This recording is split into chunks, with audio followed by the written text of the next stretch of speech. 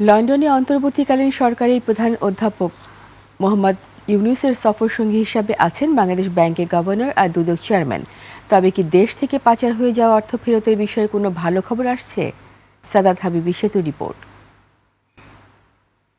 অন্তর্বর্তীকালীন সরকার দায়িত্ব নেবার পর শেখ হাসিনা শাসনামলে পাচার হয়ে যাওয়া অর্থ পুনরুদ্ধারের প্রতিশ্রুতি দিয়েছিল, যে অর্থের বড় একটা অংশই যুক্তরাজ্যে গেছে। এখন যে কোনো ব্র্যান্ডের পুরাতন এসি বদলে নতুন ওয়ালটন এসিতে উপভোগ করুন 25% ছাড়। সেই যুক্তরাজ্য সফরে প্রধান উপদেষ্টা ডক্টর ইউনূসের সফর সঙ্গী বাংলাদেশ ব্যাংকের governor doctor Ahsan H Mansur ও দুর্নীতি দমন কমিশন দুদকের চেয়ারম্যান ডক্টর আব্দুল মোমেন। পাচার হয়ে যাওয়া অর্থ ফিরিয়ে আনতে এর কি কোনো আলাদা গুরুত্ব রয়েছে?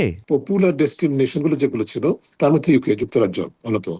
কাজে যৌক্তিক কারণে কিন্তু যুক্তরাজ্যে থেকে পাচারকৃত অর্থ ফেরত আনার বিষয়টি প্রাধান্য পেয়েছে ইতিমধ্যে, আমি যেটা দেখতে পাচ্ছি। দ্য অবজারভার ও ট্রান্সপারেন্সি ইন্টারন্যাশনাল ইউকে যুক্তরাজ্যে হাসিনার ঘনিষ্ঠদের অন্তত 40 কোটি পাউন্ডের মূল্যের সম্পত্তির সন্ধান পেয়েছে, আর দেশটির ন্যাশনাল ক্রাইম এজেন্সি ইতিমধ্যেই 90 মিলিয়ন পাউন্ড মূল্যের সম্পদ জব্দ করেছে। এজেন্সিগুলোর সাথে কিভাবে আমরা ভালোভাবে নিবিড়ভাবে ইন্টারেক্ট করতে পারি, হ্যাঁ, সেই কাজগুলো ওনারা করবেন। সরকারের গঠিত শ্বেতপত্র প্রণয়ন কমিটির প্রতিবেদন অনুসারে 2009 থেকে 2023 সালের মধ্যে বছরে $16 মিলিয়ন হারে দেশ থেকে মোট $234 বিলিয়ন পাচার হয়েছে।